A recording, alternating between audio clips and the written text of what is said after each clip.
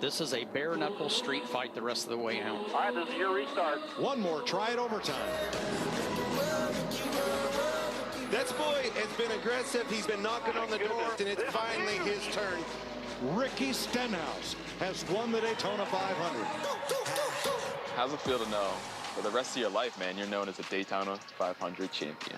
To win the Super Bowl of our sport this week is, it's unreal. It's something that you work so hard for.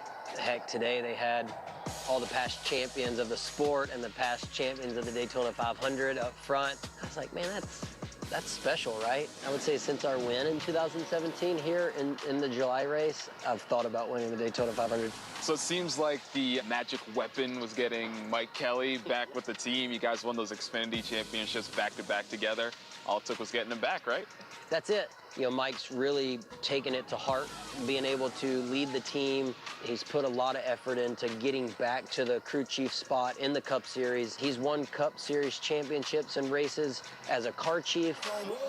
You get two guys that feel like they're under the radar and still have a lot to prove, and a whole team that feels the same way, and that's what you get. And especially with Mike, he gets the most out of his guys. He's always been special at making everyone on the team feel important. They need to do their job for us to win. If they don't do their job, we don't win. That's what has made this offseason so different than the rest.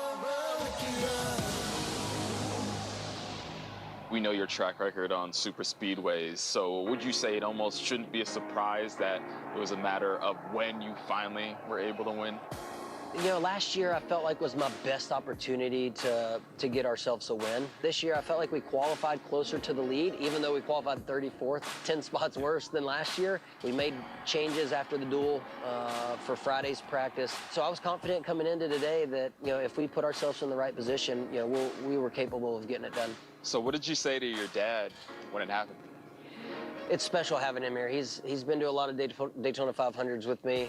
When I hugged him, I was like, hey, we finally did it. He's sacrificed so much in my career, building my race engines, putting long hours in the shop, you know, for us to go racing on the weekends. But, you know, just basically told Dad, you know, we finally did it. We conquered the biggest race of our career. Well overdue, because you've been in a position to win a bunch of them. I know. And this is the one.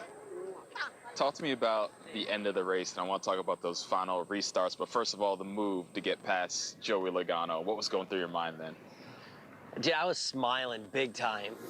With the 8 and 3, I wasn't surprised that they went to the bottom, but it kind of shocked me. Austin Dillon lets Kyle Busch into the inside.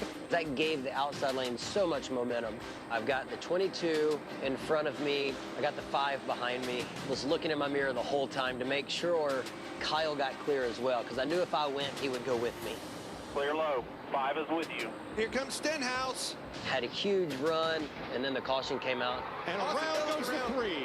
And then it was like, all right, now let's reset. One more, try it overtime. White flag is in the air. Caution's out. At the end, did you know you had won it, or what were you thinking when you were kind of waiting and listening on your radio, I'm sure? I knew that I was in front when the caution came out. I knew we took the white flag. The only thing I had to do was get back to the start-finish line, right? And Spotter was like, stay in the gas, stay in the gas. Keep digging. Stay in the gas. But at that moment, I was slowing down, trying to make sure I saved enough fuel, because my low fuel light came on as soon as we took the green. The only thing I had to do was get back to the start-finish line. Daytona 500, baby! Let's go, boys! Woo! How does this set you up for the rest of the season now, knowing you're locked into the playoffs already, man? Well, we're locked in at the moment, right? I mean, you've got to continue to, you know, get points. You've got to get stage points. You've got to get good finishes. We're focused on continuing to get better at all the racetracks that we struggled at last year so that we can secure our spot in the playoffs.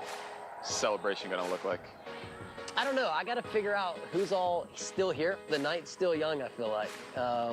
But just go hang out with the team, guys. My family. We're just going to enjoy it and have fun. I like that. Congratulations, man. Thank you.